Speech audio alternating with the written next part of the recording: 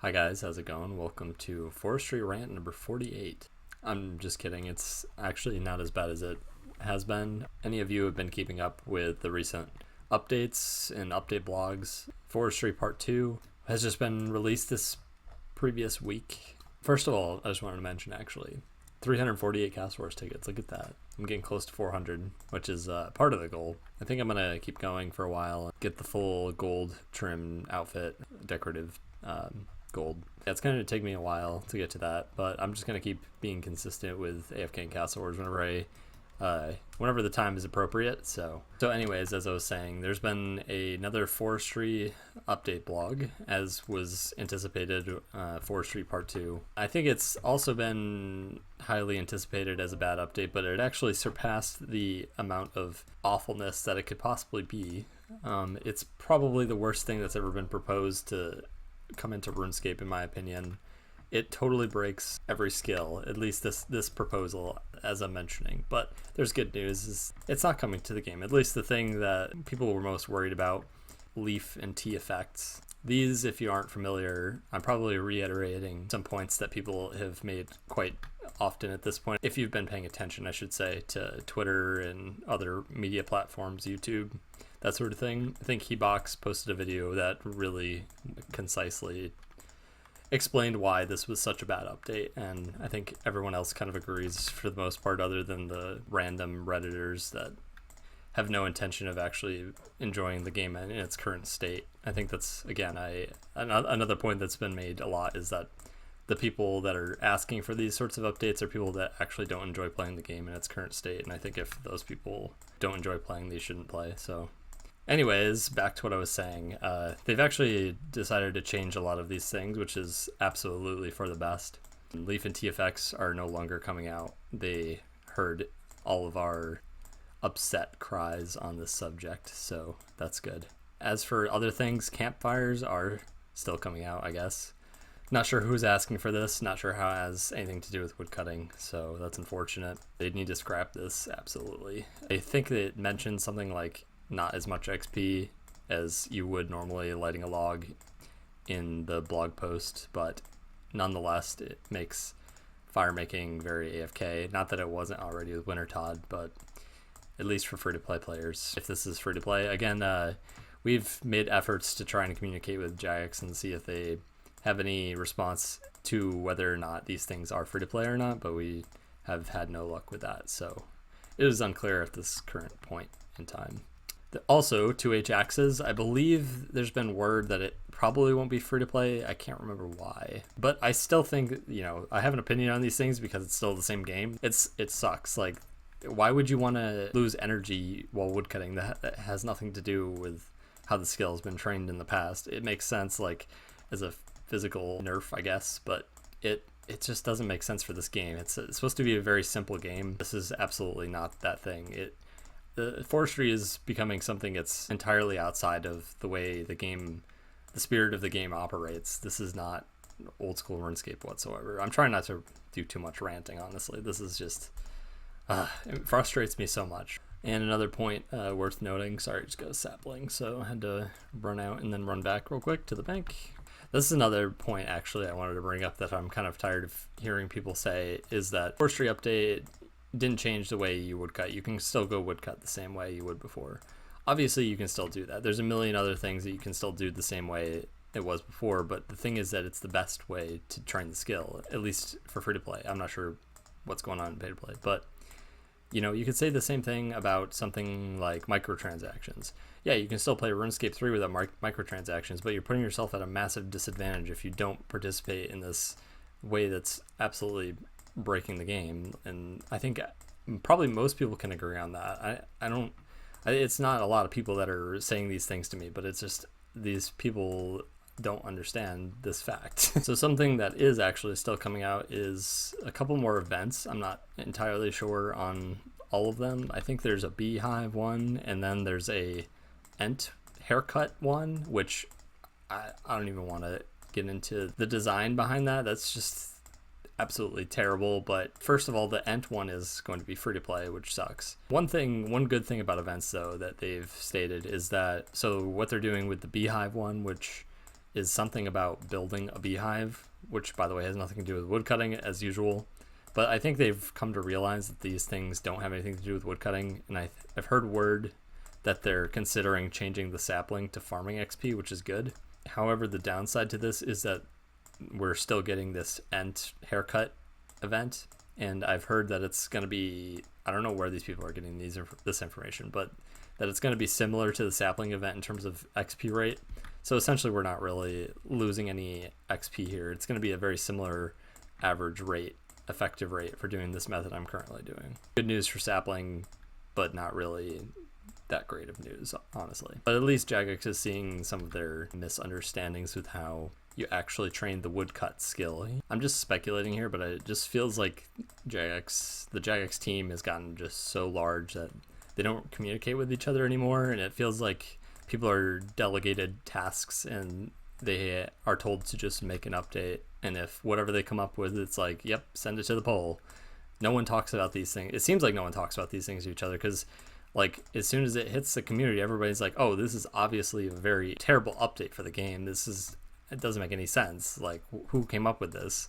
And I think there just needs to be some dialogue between the different JMods, at least to just discuss what kind of updates or what kind of changes this update has to the game. I can't fathom how this got through anybody in the team. Like, there's people there that are definitely quite capable. I mean, I'm not saying like all updates are bad. I'd say, I don't know, I'd say 50% of them are pretty, decent updates at least. In terms of free to play, at least I can't say what's going on in pay to play, but I don't hate 50% of them, which means that there's definitely some good ideas going on. It's not like the worst thing ever that they're updating the game. That's not my stance, but I just wanted to make that point that, like, I don't know, there just needs to be discussion, I feel like, over at the team. This has me concerned about sailing, obviously, but I feel like the fact that a new skill is such a massive update that they're probably going to have a lot of people working on it, which ideally means that there's going to be a lot of conversation going on. And so at least a lot of stupid ideas can't get passed into the poll, presumably. I mean, you never know, of course, but I just hope. I'm just very optimistic, and maybe optimistic is not the right word. I'm hopeful that this isn't going to be the worst update ever, as long as they're not putting whoever came up with Forestry in charge of anything to do with sailing. I think there's this invisible component of Oldschool that is so overlooked when it comes to updates, at least in this current state. I think that game exists in the way that we know it, and I think it's hard to put into words. I think you can only understand it if you've played the game as long as some of us have and you're actively engaging in it. People who don't understand the game should not be working on it. And I'm not just saying that, I'm assuming people don't know this. I know they don't know this, because you couldn't come up with these sort of things if you understood this spirit of Oldschool, the way the game is existed, how it flows in terms of gameplay, I guess is a way of putting it. They tend to hire these people that I guess they have the experience in terms of how to actually do these updates. They can graphically design things, they can code, and they can get the updates out, but they don't understand the gameplay to the best extent they could.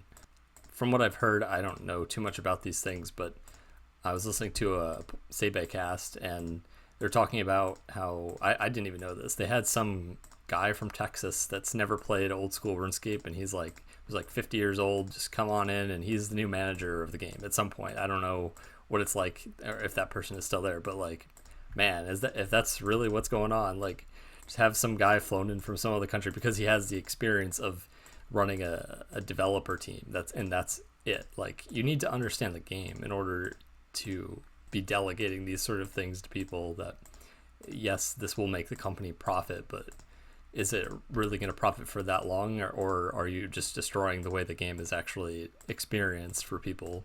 For old school RuneScape, people don't play this game because it's this amazing graphics and it's got amazing updates, and people play it because of the nostalgia and this understanding of how the grinds work and how all of the different elements of the game are in the game. Like, it's not, it has nothing to do with these modern contemporary games that have so much excitement to them.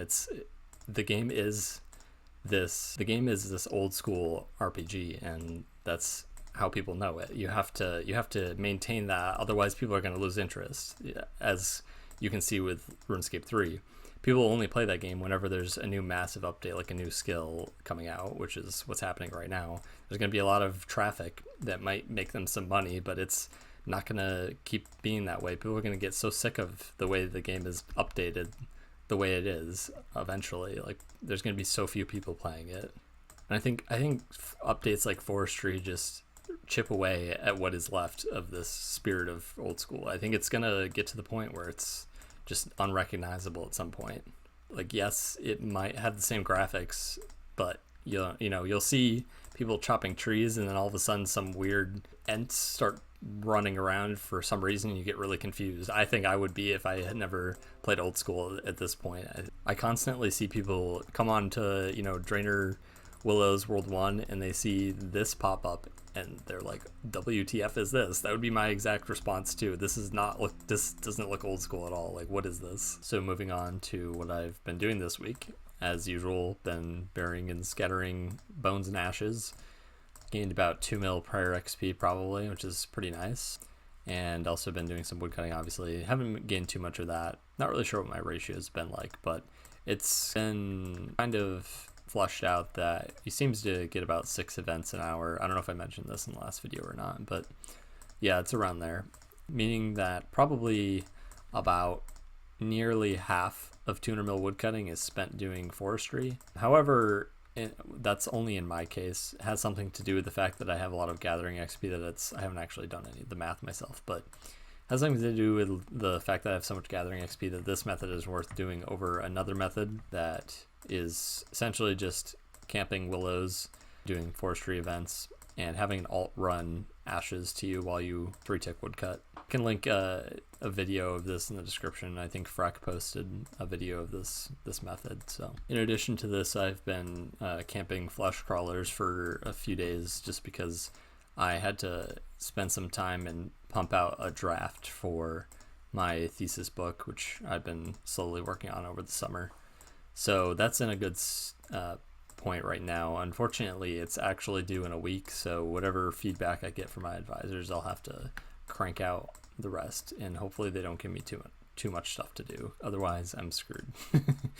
But anyway, yeah, I've been AFKing crawlers, AFKing Castle Wars in downtime, and just doing this method whenever I feel like playing or can play. So it's been a good time. I've actually very much learned to enjoy this method. Although I don't approve of the 100k plus XP per hour it provides, it's still fun to click exactly every 1 tick. I also should mention that I recently discovered, and I feel kind of stupid for not noticing before, you can actually bank in 1 tick, and I have been banking in 2 ticks because I just thought that, I don't really know what I thought was doing this. So I would wait that extra tick after, because I'm used to like click, wait a tick, click, wait a tick, that sort of thing. But what you can actually do is you bank on the exact time you click the other one, and then look at that, that's a 1 tick in between the XP drops. So yeah, you can bank in 1 tick. I don't know how I didn't realize that. Widely known that you can bank in 1 tick with like smithing, crafting, that sort of thing. To mention with crafting, just in case you guys were wondering, you can't start crafting the same tick that you exit the bank. There's some weird game mechanic that stalls you for a tick, so you have to wait a whole tick before you start crafting again. I can give you an example real quick. And I bank, I withdraw. See, I didn't get the interface. That's what I'm talking about. So you have to wait 1 tick after the bank exits. I also wanted to bring up the tier list video that I published last weekend. Just wanted to mention, I did post about it on my community page, whatever you want to call it, on YouTube, that these videos will be coming out once every week on Tuesdays at noon, 12 p.m. EST. So look out for those. They'll be coming out for a while. So yeah, we recorded that video and it came out to about 4 hours of recording. So I know a lot of you responded to that that post, the video, I should say, that would have sat down and watched the whole thing. And I believe those people, but the thing is that numbers don't lie. There's a retention rate of about 6 to 8% on free-to-play podcast videos that are, 1 to 2 hours long. So that means that only 6 to 8% of these people are watching the entire thing. But when I post a 20-minute video, it more than doubles. It almost triples. So this video is over 20% retention rate. So that's pretty good. That's why I've decided to split them up. Plus, it's not like we're talking about anything new. It's not like a free-to-play podcast where the topics we're talking about are brand new and it makes more sense to upload it all at once. It's like in the moment. These updates that we're talking about are happening. So we're talking about updates that happened a long time ago. These could be released at any point. So it's not a huge deal in my opinion. I think it's a better idea. I think personally, when I see a 4-hour video, and I don't mind watching them when they're that long, I can't watch it all in one session, obviously. I have to keep coming back to it.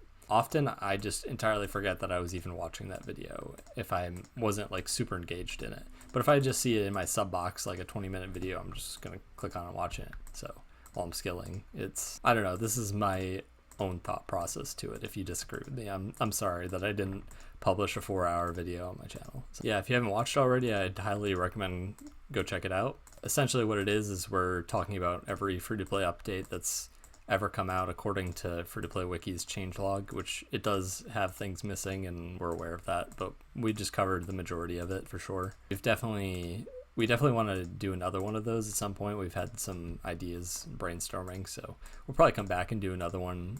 It'll be an ongoing series, probably. I'd like that personally. I don't know about the other guys, but we've had some other ideas of things we could talk about and give ratings to, so yeah, hopefully that happens. Tanner gave us a suggestion that we go through all of the updates according to the wiki that are pre-2007, which I think would be a really interesting video because all the things we know of today as existing updates were not existing updates at one point. They were updates that increased XP rates and what changed the game. So I think it's hard to put your bias aside and think about it in terms of if I were a player at this time. I think that could make for an interesting video for sure. Thinking about it, the baseline of whatever free-to-play was when it came out and how these updates would have affected you at any given time definitely could produce some interesting content. So I think that's going to be it for today's video. Next weekend will be another one of these probably, unless it's not, but it's probably just going to be another Ramble video next weekend. And stay tuned for another tier list video on Tuesday. So, yep. Thank you guys for watching and talk to you guys later. Take care.